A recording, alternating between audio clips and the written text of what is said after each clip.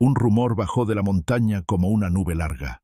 La mujer del arroyo del Lobo se estaba apagando, y el único que podía cambiar el destino de ese rancho era el hombre al que el valle había aprendido a temer. No fue una patrulla ni un pregonero quien lo anunció. Fue el crujido de una carta sin firma, llevada de mano en mano con el mismo cuidado con que se sostiene una lámpara en noche de viento.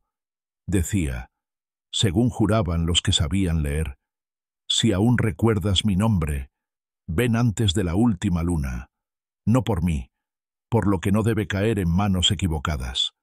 Y bastó eso para que los ganaderos contaran reses como quien cuenta balas, que las comadres cerraran ventanas, que los viejos repitieran historias de aquel montañés que un día se fue con la nieve y volvió con cicatrices. El hombre apareció al amanecer, trayendo en la barba el olor a pino y en los ojos un cansancio que no pedía lástima. Había caminado solo por senderos que no figuran en mapa alguno, con una canana vieja y un poncho más cansado que él. Al llegar al arroyo, no tocó el agua. Se detuvo a escuchar. Cuando oyó el goteo insistente de una gotera en el alero del rancho, cuando olió el humo de una cocina mezquino, supo que la carta no mentía. Allí adentro alguien peleaba una batalla que no se libra con fusiles. La puerta se abrió sin que él tocara.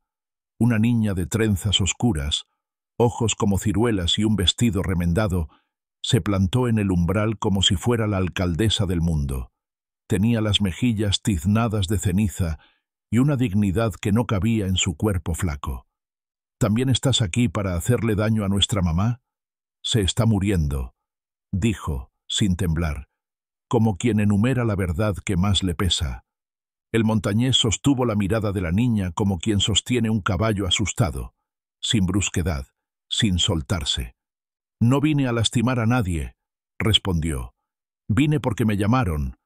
Desde dentro se oyó el roce de una silla y la aparición de otra figura, una joven, más alta que la niña, con los hombros tensos y los ojos encendidos de desconfianza. Llevaba al cuello un amuleto de hilo rojo, simple, de esos que se anudan con promesas.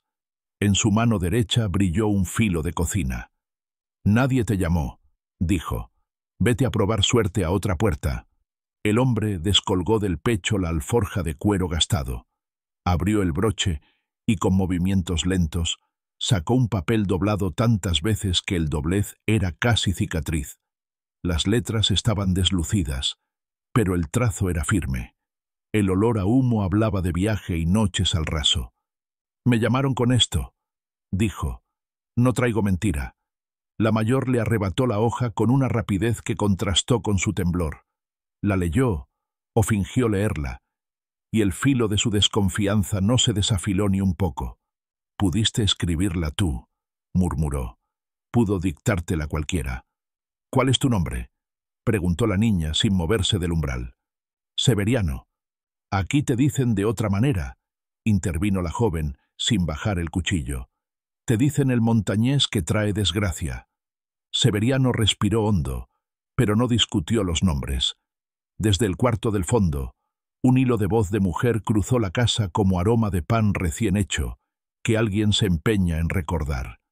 «Rocío, luz, déjenlo pasar. La montaña no trae desgracia, la trae el miedo». La niña, Luz, se apartó un paso. Rocío, la mayor, no soltó el cuchillo, pero dejó el costado libre.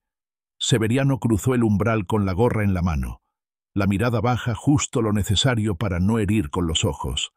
El cuarto olía a hierbas y a leche hervida demasiado tiempo. En la cama, una mujer de 40 y pocos, hermosa en su delgadez de sequía, lo observaba con un brillo viejo. Tenía la frente húmeda y las manos quietas encima de la manta. «Así que viniste», dijo. «Llegas tarde para todo lo que soñamos, pero quizá a tiempo para lo que importa». Severiano dejó la alforja a los pies de la cama y apoyó los dedos en el respaldo de madera. «El camino se hizo más largo con los que trataron de cerrármelo», dijo. «Pero todavía escucho tu nombre como cuando el río estaba lleno». Rocío chasqueó la lengua con impaciencia. «Aquí no hay poesía. Hay hambre, y hay un vecino que quiere llevarse nuestras cercas con palabras que no entiendo. Don Valerio Cañas, dijo Luz, como quien pronuncia el nombre de un lobo para que no se acerque. Severiano asintió. Sabía del hacendado que se había hecho dueño del río, como quien se hace dueño del silencio. Sabía de los arrieros que ya no podían abrevar si no pagaban. Sabía de la costumbre nueva de cercar lo que siempre fue camino. Ese hombre tiene en su escritorio papeles con sellos, susurró la mujer. Yo tengo solo esta tierra y 2 niñas. Y una promesa que hicimos bajo el techo de una misión, ¿te acuerdas? Rocío lo miró con un desprecio que no sabía que también era miedo. No hable así, mamá, dijo. Este hombre no es familia. Severiano metió la mano en la alforja y sacó un pequeño envoltorio de paño. Dentro, una alianza sencilla, sin orgullos, y un trozo de pergamino chamuscado en una esquina. No vengo a abrir heridas, dijo, colocando el anillo en la mesa de luz. Vengo a cerrar una que todavía sangra en las manos de otros.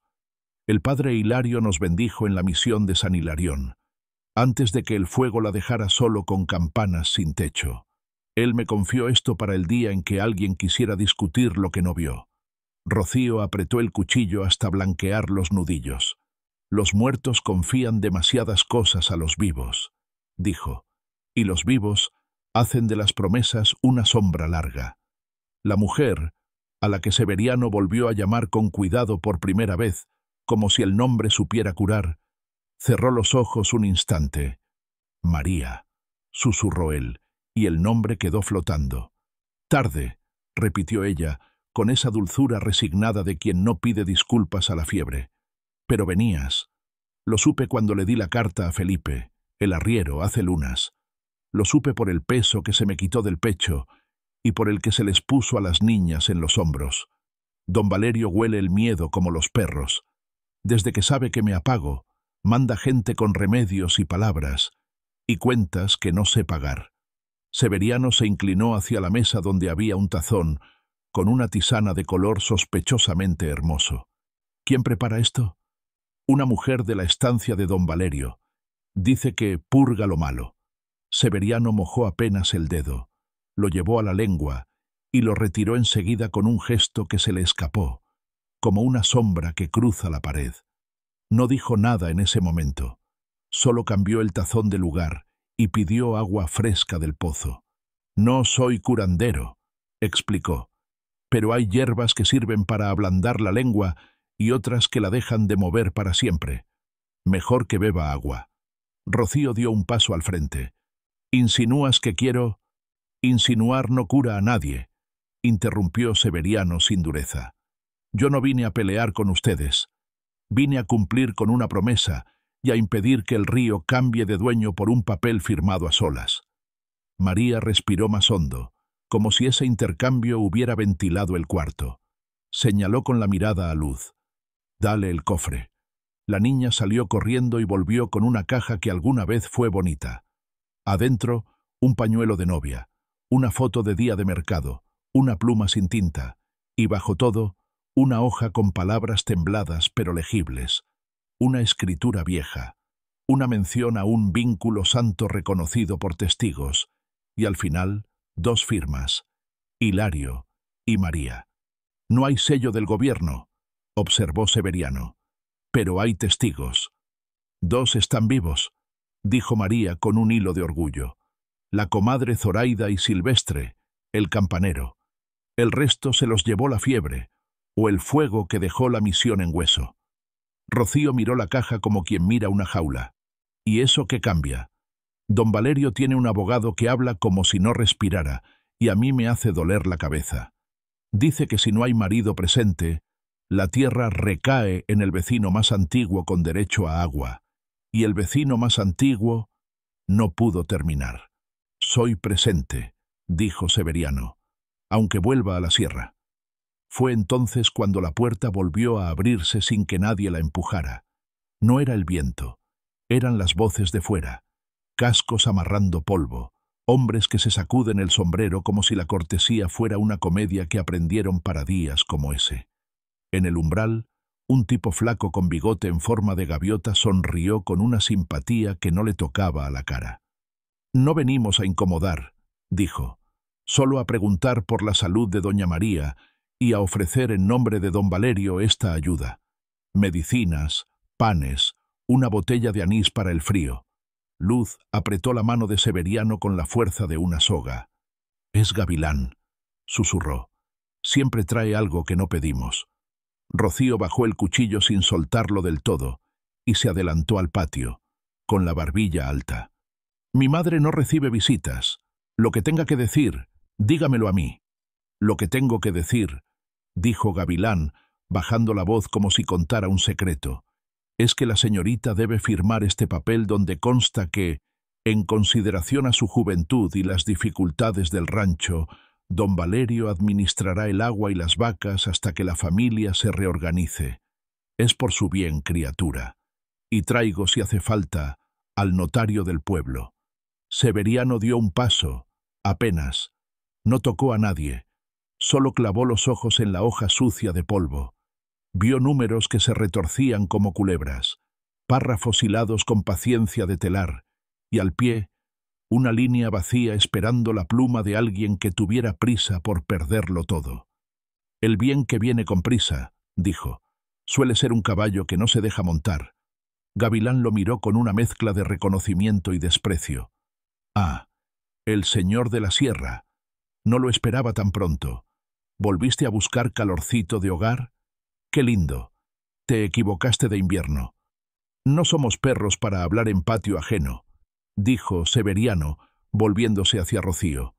«O entra con ese papel al corral de tu patrón, o vete a esperar al notario bajo otro alero. Aquí hay enferma». Gavilán alzó las manos, teatral. «No vine a pelear con nadie. Solo cumplo mandados. Vuelvo al atardecer, señoritas. El frío no perdona. Y ustedes, sin agua ni ayuda, menos. Se fueron con el mismo polvo con que llegaron». La casa recuperó el silencio tenso de antes. María llamó a sus hijas con un gesto. «No firmen nada», dijo. «Si he de irme, no me lleven el rancho en la mortaja». Severiano se sentó al borde de la cama, sin tocar la sábana. «Te sacaron fuerza con esas tisanas», murmuró. «Almendra amarga, corteza de durazno. No te matan de un golpe. Te dejan en hilo. Hay que lavar todo lo que te dieron. Agua clara, sopas sencillas, aire». «¿Tú qué sabes de remedios?», preguntó Rocío, con una dureza que no conseguía esconder una chispa de esperanza. «Viví inviernos, donde una hoja mal masticada es la diferencia entre dormirse y no despertar», respondió. «Aprendí a mirar la comida como quien mira una carta con trampas». María cerró los ojos otra vez, y entre gesto y gesto dejó escapar un suspiro que fue casi sonrisa. «Te fuiste porque creíste que conmigo el valle entero iba a arder», dijo, sin reproche, «y volviste cuando ya todo quemaba sin ti». Severiano miró a Luz y a Rocío. La pequeña tenía los ojos muy abiertos, como si cada palabra fuese una luciérnaga que quisiera llevarse a la boca. La mayor mantenía el gesto de quien defiende una puerta con las manos, pero ya no sostenía el cuchillo como bandera, sino como herramienta. «Me fui», admitió Severiano, «y con eso di permiso a muchos para nombrarme cobarde. Pero también me fui para que el hombre que entonces mandaba en este valle dejara de buscarme con sus perros en su patio. Creí que alejándome los salvaba de su rencor. Me equivoqué de medida. El rencor no necesita excusas, solo puertas entreabiertas». Rocío apretó la caja entre los dedos. «¿Qué pretende usted? ¿Quedarse? ¿Dormir en la pieza grande como si...?» «Pretendo evitar que un hombre con hambre de río ponga su nombre en su agua», dijo Severiano. «Pretendo, si es que todavía vale, que el vínculo viejo que hicimos bajo el techo de la misión valga más que el sello nuevo que Gavilán quiere. Pretendo que su madre no tenga miedo de cerrar los ojos, porque, al abrirlos, la casa no esté en otras manos». El caballo de la razón tropezó entonces con una piedra que nadie esperaba.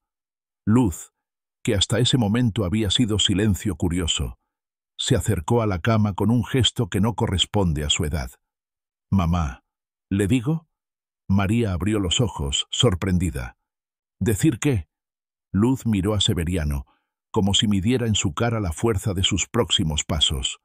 «Que vino otro, antes que él, la semana pasada. Dijo que era amigo tuyo, que venía de la sierra. Me regaló una golosina, y cuando tú te dormiste me dijo que si algún día venía el montañés, que le dijera que no se apure, que lo esperan en la curva del Puma». El silencio tuvo filo. Rocío giró la cabeza hacia la puerta como si pudiera ver, más allá del adobe, el dibujo de esa curva. Severiano sintió en la lengua otra almendra amarga, la del engaño. ¿Cómo era ese hombre?, preguntó, con una calma aprendida a las malas. «Más joven que tú», dijo Luz, con sombrero de ala chiquita, y una risa que no hacía ruido, como si se riera solo por dentro. «Gavilán», dijo Rocío, con un rencor sin escuela. Severiano asintió. «La curva del Puma es antes del cruce. Si me retrasaban ahí, tenían tiempo de meter a esta casa un papel compresa y un médico con jarabe lento. María quiso incorporarse y el cuerpo no la dejó. No dejes que el río cambie de dueño, Severiano. Yo me voy a ir como se van los soles, por partes, pero no dejes que se lleven el agua. No se la van a llevar», dijo él, poniéndose de pie. «Y no porque yo dispare más recto que nadie, sino porque ustedes van a aprender a cerrar puertas con palabras, no con miedo». Rocío lo miró, aún midiendo dónde ponerlo en su mapa. «¿Y si no funcionara la palabra?» «Entonces quedará la otra puerta», replicó él. «Pero no es la primera. Esa tarde, mientras un viento bajo arrastraba hojas secas por el patio, Severiano quemó, una por una, las bolsitas de tisana que había en la cocina. No hizo discursos, solo observó cómo el humo llevaba al cielo la promesa de cortar al menos ese hilo. Rocío lo miraba hacer, con los brazos cruzados y un hilo de respeto abriéndose paso entre sus resabios. «Si alguien preguntara por qué quemaste remedios», dijo, «diría que te crees más que quien los trajo. Dirías que aquí se cocina lo que se ha visto antes», contestó él, «y eso no lo enseñan en las estancias, lo enseña la sierra». El sol ya estaba cayendo cuando el trote volvió, más decidido. Eran más de 4. Gavilán traía otro hombre a su lado, ancho, con una levita ridícula en el polvo. No era notario del gobierno, era el notario del bolsillo de don Valerio. La comitiva se detuvo frente al corral con esa seguridad que se alimenta de costumbre. «Vengo por la firma», anunció Gavilán, «y si falta tinta, traigo anís para aflojar la mano». Severiano dio un paso al frente. No llevaba arma a la vista. Llevaba la alianza vieja en el índice, como se porta un recuerdo cuando todavía no encaja en el presente. «Aquí no se firma nada al anochecer», dijo. «Si quiere hablar el patrón del agua, que venga cuando el sol pueda ver la tinta». «El sol ve lo que le dejamos ver», repuso el notario, con voz aceitosa. «Y lo que la ley diga, lo dice a la hora que indique el interés». María desde la cama oyó más que las palabras. Oyó el tono de los hombres que creen que los relojes les pertenecen. Juntó fuerza de la nada y dijo, con una claridad que asustó a sus hijas por lo exacta: «Yo tengo una ley más vieja que la de sus papeles, la de mi palabra. Y mi palabra es que soy mujer casada, y mi marido está en mi patio». Los ojos de Gavilán se encendieron como brasas pequeñas. La sonrisa se le borró un segundo. No contaba con una frase tan limpia. El notario, en cambio, ladeó la cabeza, interesado. «¿Marido presente?», dijo. «Entonces habrá que verlo. ¿Dónde está?». Severiano dio un paso, y el anillo, iluminado por el último tajo de sol, dijo más que cualquier juramento: «Aquí». El patio no aplaudió, pero algo se aflojó en el aire. Gavilán quiso recomponerse con rapidez. «Anillos se compran por docenas. Lo que yo pido son papeles con sellos finos». «Yo pido testigos», dijo Severiano. «La comadre Zoraida conoce mi nombre desde que no tenía barba. El campanero también. Mañana, a la luz, escucharán su voz. Y si después de eso su patrón todavía quiere agua ajena, veremos quién tiene sed de verdad. Gavilán mascó la bronca como quien muerde un pedazo de cuero. El notario tanteó el terreno con una sonrisa medida. Mañana, entonces. Pero recuerde que la salud es caprichosa, y la ley también sabe de urgencias. La urgencia aquí es otra, dijo Severiano, señalando con la mirada el interior de la casa, y la atienden mis manos y las de ellas. Se fueron, dejando atrás una promesa de sombra. Rocío cerró el cerrojo. Luz corrió a la cama con un vaso de agua fresca. Tengo miedo, admitió, con honestidad de niña. Tener miedo es no estar dormida, respondió Severiano, arropando a María hasta los hombros. Y despiertos, se ve mejor quien viene con manos limpias. La noche cayó sin canto de gallos. En algún punto del camino al pueblo, Gavilán se frotaba las manos, inventando otra jugada. En el rancho, la vela de la mesita de María consumía su propia paciencia. Severiano se quedó a la cabecera, y Rocío, sentada en una silla, fingía que no se le cerraban los ojos. Fue cerca de la medianoche cuando María, con voz que parecía venir de otro tiempo, llamó a Severiano por su nombre antiguo, el que sólo ella usaba cuando la vida era otra. «Hay algo que no te dije», susurró, en un hilo que no admitía discusión. No quise por miedo, por orgullo, por todo eso que encoge el corazón, pero si no lo digo ahora, se lo lleva el aire. Severiano acercó el oído. «Dilo, Luz». María tragó saliva como si tragara una espina. Luz no nació en esta casa. La encontré una madrugada, envuelta en una manta, junto al cruce. Tenía en el cuello un hilo rojo y una nota que decía una sola cosa: para el hombre de la sierra, si algún día pregunta por la suya. El mundo cambió de temperatura. Rocío, que parecía dormida, abrió los ojos con un golpe de realidad que la dejó sin palabra. Luz, que no sabía si aquello era un cuento o un espejo, apretó el amuleto del hilo rojo con fuerza. Severiano cerró los párpados un segundo y los abrió con una decisión nueva. «Mañana», dijo. «Mañana necesito a Zoraida y al campanero, pero también necesito que alguien me explique quién dejó a una niña con un mensaje para mí y por qué ahora quieren que llegue tarde a la curva del Puma». Afuera, el arroyo seguía su camino con el mismo ruido de siempre, ajeno a las letras y a los sellos. Adentro, las palabras nuevas habían reordenado los muebles invisibles de la casa. La montaña, aunque oscura, parecía más cerca, y el día siguiente, con su luz capaz de mostrar o quemar, ya venía trotando por el borde de la noche. El amanecer trajo un frío limpio que ponía a prueba los pulmones y las intenciones. Severiano salió antes de que la gallina buscara el primer grano. Dejó a Luz con una jarra de agua del pozo y a Rocío con una lista breve: abrir ventanas, hervir caldo claro, no dejar entrar a nadie con regalos. María dormía sin fiebre, y ese pequeño descenso en la piel era una promesa que se sostenía con alfileres. El camino al pueblo lo recibió con el olor a polvo y jarillas.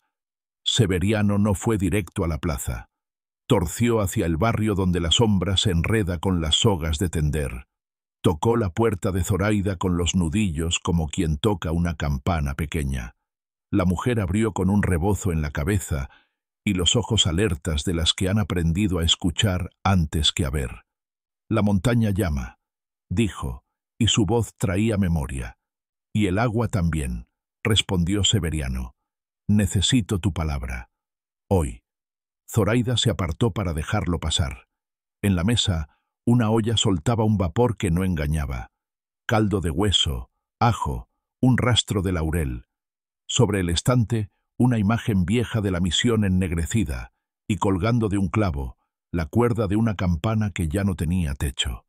«No he olvidado tu mano temblando cuando firmaste», dijo la comadre sentándose. «Tampoco he olvidado la noche en que el fuego abrazó el techo de San Hilarión. El campanero y yo corrimos con cubetas que eran lágrimas en baldes. Y corrimos otra noche, distinta, aquella en que una niña vino al mundo sin permiso del miedo. Severiano tensó la espalda, como si alguien hubiera pronunciado su nombre antiguo sin pedirle permiso. Dímelo todo, Zoraida. No dejes fuera ni la brizna más chica.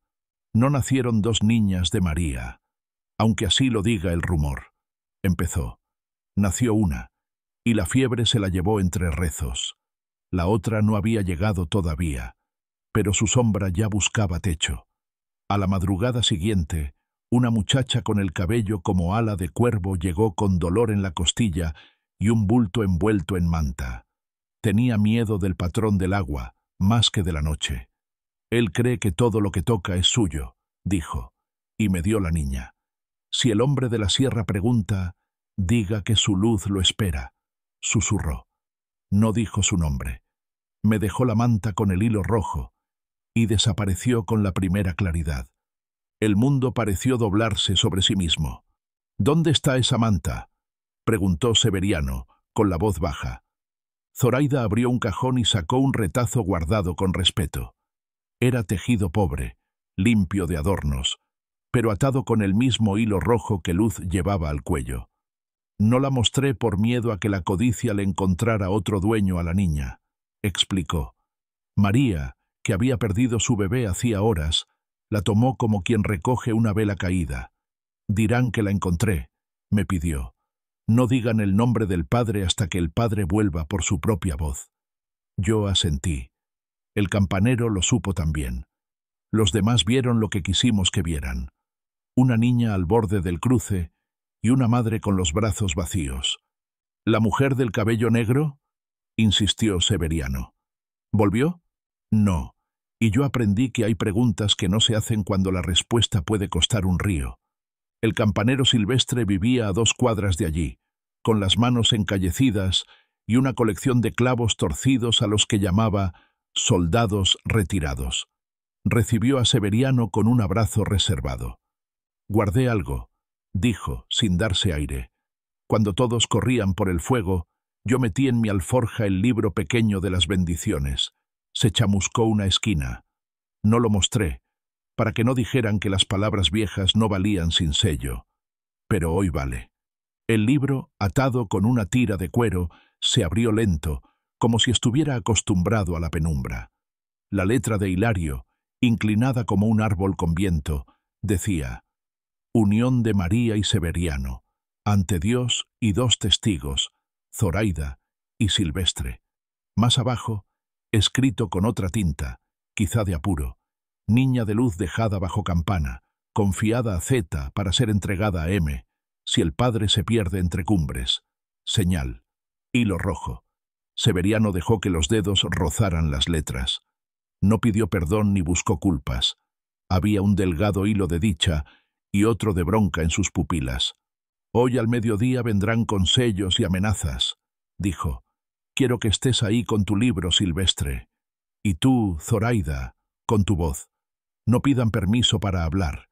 Digan lo que recuerdan sin adornos. Vendremos, aseguró la comadre. Y si el notario levanta los hombros, bajaremos la mirada a la niña. Lo que no se puede negar está en su cuello. Severiano regresó al rancho por una senda que solo los cabreros conocen. No entró por la puerta grande. Se arrodilló junto al corral, desató su poncho y lo ató a un palo, dejándolo asomar por encima del matorral, como un hombre agachado. Luego avanzó por la zanja, pegado a la sombra. A 50 pasos de la casa, un pajarito alzó vuelo de golpe, y el cuero de una montura crujió donde no debía.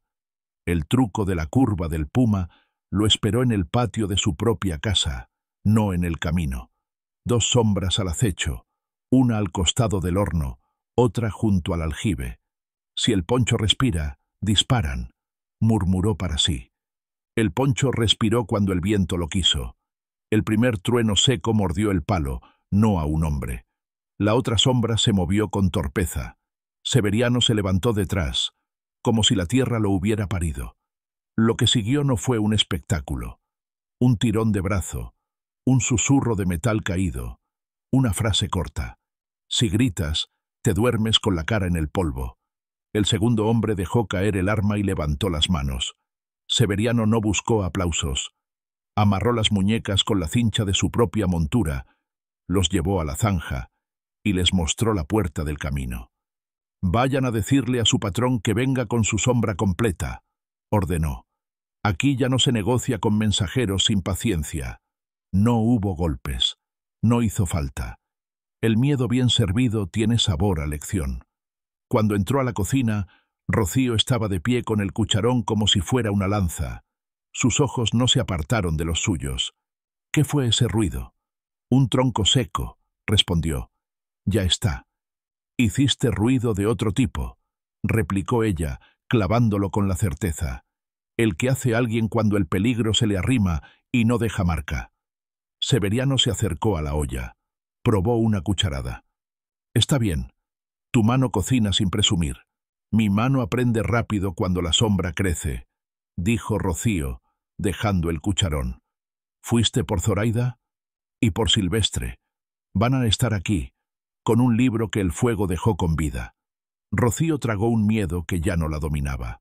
«Entonces, si tu palabra es cierta, si la comadre abre la boca, si el campanero pone el libro, ¿qué soy yo al lado de todo eso?» La pregunta tenía filo propio. Severiano la sostuvo con cuidado. «Eres la que mantuvo esta casa cuando el viento la empujaba de costado», contestó. «Eres hija de María, y eso pesa más que un sello. Y si preguntas por mí, te digo lo que sé. Eres hija de esta mesa, de este pozo y de estas manos. Si después de hoy me dejas quedarme, seré tu padre por el tiempo que nos quede. Si no, seré el hombre que defiende tu agua desde afuera». Rocío respiró como quien vuelve a ponerse el sombrero después de perderlo en una carrera. «No me gustan los hombres que prometen con el pecho hinchado», dijo. «Me gustan los que lavan platos. Si te quedas, hay tazas, muchas». «Lavaré lo que haga falta», respondió, sin orgullo. A mediodía, el sol se sentó justo encima del patio, como un juez silencioso sin estrado. Llegaron primero curiosos, vecinos que olieron la novedad y quisieron disimular. Detrás, Gavilán, con una sonrisa rehecha a toda prisa, y el notario con su levita menos confiada. Y por fin, un caballo de pelaje lustroso que anunciaba no a un arriero, sino a un señor. Don Valerio Cañas se detuvo ante el corral como quien inspecciona un potro. Tenía el cabello peinado con agua y un bigote cuidado que parecía un puente. «Espero que hoy las palabras se entiendan sin gallos», dijo, sin desmontar. «Traigo buena voluntad y papeles que no muerden». Severiano no se adelantó. Fue María quien pidió que abrieran la puerta del cuarto. No se incorporó del todo, pero la luz del mediodía le dibujó una dignidad antigua en la frente. «Si el señor quiere oír, que oiga», dijo. «No tengo día para perder. Quiero terminarlo con mi casa en mi casa». Zoraida y Silvestre llegaron detrás, caminando con esa seguridad que dan los años y la verdad no gastada. La comadre se acomodó el rebozo. El campanero sacó el libro. «Antes de que ese señor lea sus sellos», anunció Zoraida sin permiso, «voy a leer lo que el fuego no tragó. Hilario, que en paz descanse, dejó su mano aquí. No hay sello con águila, pero sí tinta con memoria». El campanero abrió el libro en la página exacta. Leyó con voz clara la unión de María y Severiano. Mencionó sus nombres sin titubeos. Señaló con el dedo la anotación de la niña de luz. El notario se acercó, olió el papel. Lo miró al trasluz, como si buscara un truco. «Las letras viejas no hacen leyes nuevas», dijo, confiado de nuevo. «Esta señorita», señaló a Rocío, «no tiene padre presente reconocido por autoridad. Por lo tanto, la administración... No hable de mi hermana como si fuera una res sin marca», lo cortó Luz, con la valentía de su nombre. «Y no me hable a mí como si no supiera juntar letras». Don Valerio deslizó la mirada por el patio. Vio el hilo rojo en el cuello de la niña. Vio a Zoraida sosteniéndolo como quien sostiene un hilo de pescar que trae un tesoro. No mostró sorpresa. Mostró hastío. «Una niña encontrada en un cruce no hace a un hombre dueño de un río», dijo. «Lo siento, muchacha. El agua es de quien puede cuidarla. Yo puedo. Usted es número. Rocío dio un paso al frente. No levantó la voz. Cuidar no es poner un candado en lo que todos respiran, dijo. Es barrer los bordes del arroyo sin sacarle su canto. Mi madre cuidó el agua con sus manos, no con su sombra. El patio respiró, expectante. Severiano hizo lo que había prometido. Palabras primero. Señaló el tazón con la tisana que había apartado la noche anterior. Este es el cuidado que llegó de su estancia, dijo. Un cuidado que amarra la lengua y deshilacha la fuerza. No voy a contarles nombres de hojas para presumir. Solo propongo un gesto. Que la persona que trajo estas bolsitas, el mensajero de su patrón, beba primero. Si son remedio, curarán también al sano. Si son trampa, quemarán su propia reputación. Gavilán sonrió con un costado de la boca. Yo no bebo jarabes de enfermo, dijo. Traje anís, no tisanas. Yo tampoco se la daría a un perro, añadió Zoraida sin rodeo. La probé en la punta de la lengua y tuve que escupir. No me digan que soy bruja. Soy vieja, que es distinto. Hubo murmullos. Los vecinos no necesitaban pruebas más finas. La negativa del mensajero, la palabra de la comadre, el temblor que había dejado la bebida en María. El notario se movió incómodo. Don Valerio, con su bigote de puente, mantuvo el gesto inmóvil. Los remedios no los preparo yo, dijo. Si hubo error, se corregirá. Traeré médico de ciudad. Lo que ahora importa es el papel. Lo que importa es la palabra, insistió Silvestre. Y la campana, aunque sin torre, puede llamar a oír. Y al decirlo, sacó de un saco el badajo que había rescatado entre cenizas. Lo golpeó contra el borde del balde.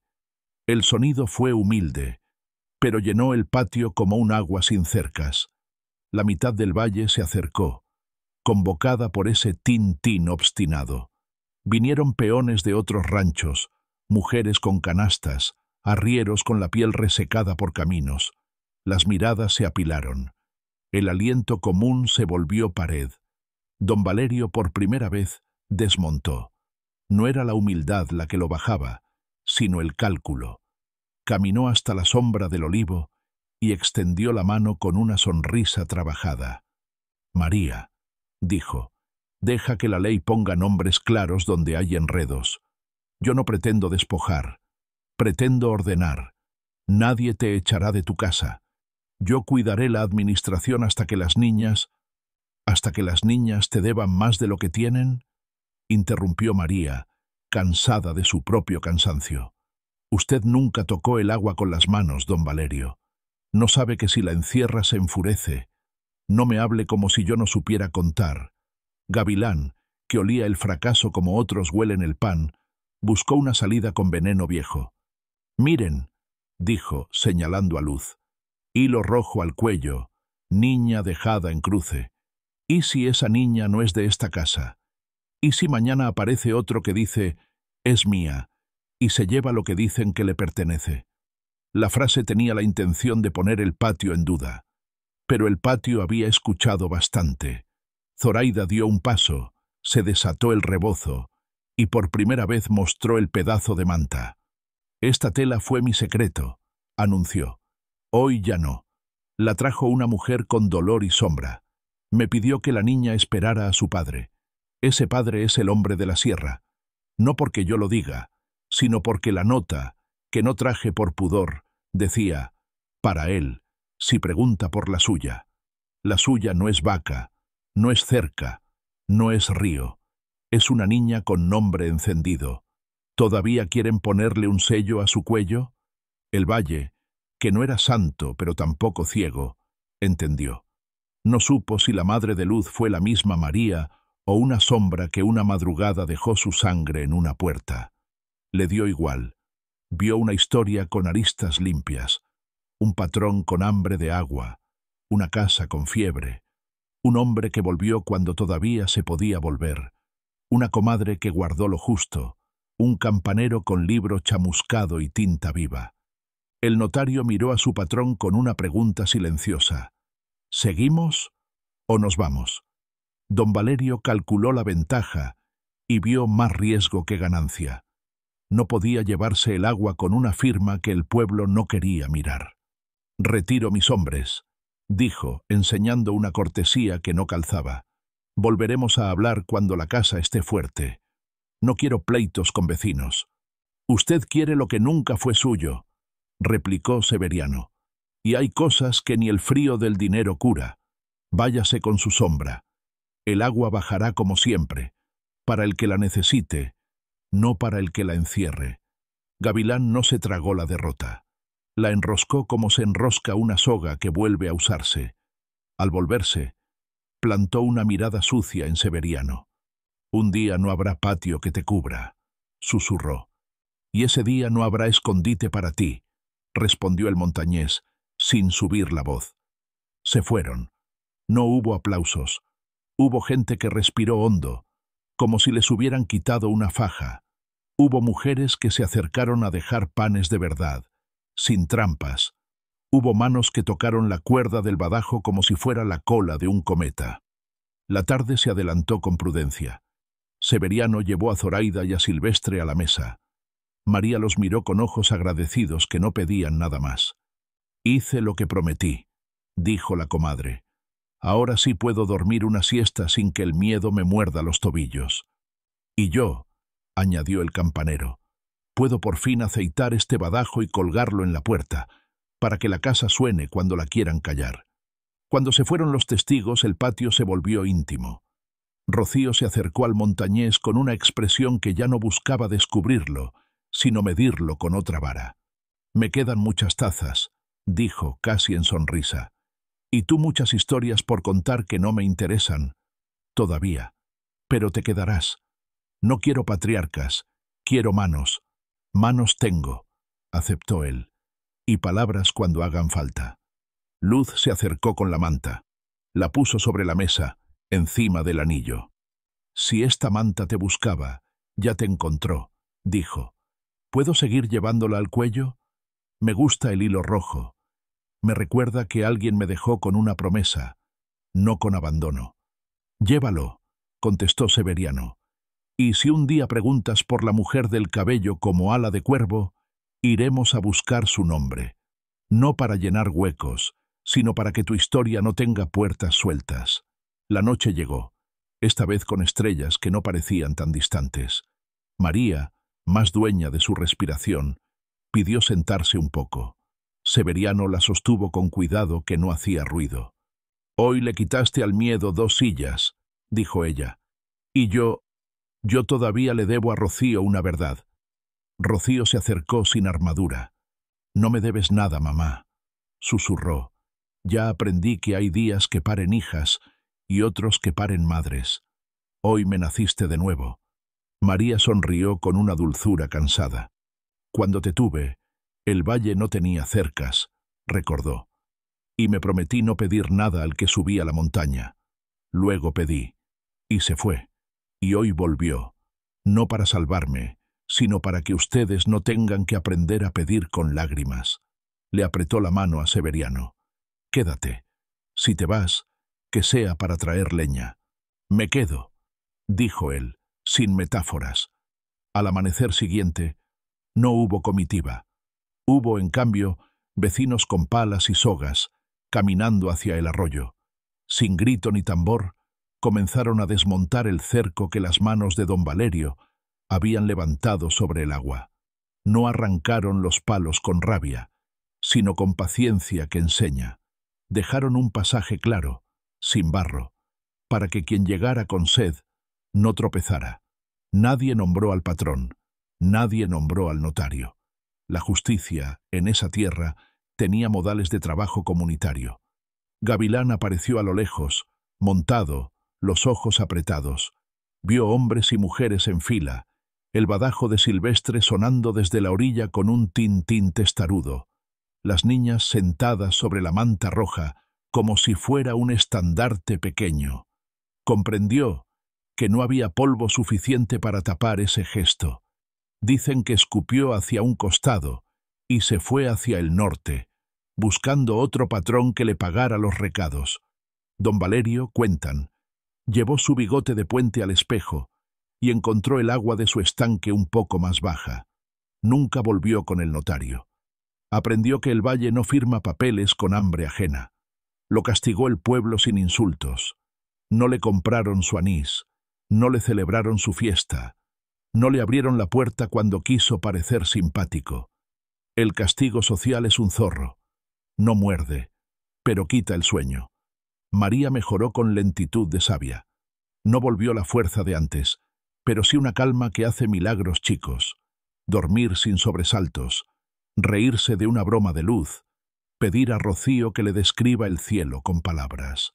Severiano levantó un techito sobre el pozo, arregló el alero de la gotera, aprendió a lavar tazas sin romperlas y a quedarse callado cuando el silencio sabía mejor que cualquier historia. Una tarde, mientras el sol doblaba la esquina, Luz se sentó junto a él, con la manta en las piernas. «Si un día encontramos a la mujer del cabello negro», dijo, «¿la vas a querer?» Severiano miró el agua avanzar, una mano sobre la madera tibia. «Querer no se hace al contado», respondió. «Se hace como el río, un poco cada día, sin cercas. Si la encontramos, le daré mi nombre primero que mis preguntas. Y si no aparece, te diré lo que ya sabes, que el hilo rojo no es una deuda, es una historia». Rocío llegó con un pan, lo partió en tres, y los tres comieron sin prisa. La campana sin torre sonó a lo lejos, tocada por un niño que jugaba a ser campanero. El valle olió a sopa y pasto, y el arroyo del lobo volvió a cantar como canta cuando nadie le tapa la boca. Esa noche, antes de dormir, María pidió el anillo. Se lo puso a Severiano en el dedo correcto, con dedos que ya no temblaban. «Las promesas no vencen», murmuró, «solo esperan». Él besó la mano con respeto antiguo. No dijo perdón, ni para siempre. Dijo algo más útil. «Mañana voy a buscar madera para arreglar la cerca de los chanchos, la que importa». Y al día siguiente lo hizo, porque así se consolida la justicia en lugares donde los sellos se gastan. Con cercas de chanchos arregladas, con agua que no se encierra, con niñas que corren con hilo rojo al cuello sin que nadie se crea dueño de su luz. Y a veces, con un badajo golpeando un balde para que la memoria no se acostumbre a dormirse. A continuación tenemos dos historias increíbles que te están esperando. Solo haz clic en la imagen que quieras ver y comenzará a reproducirse.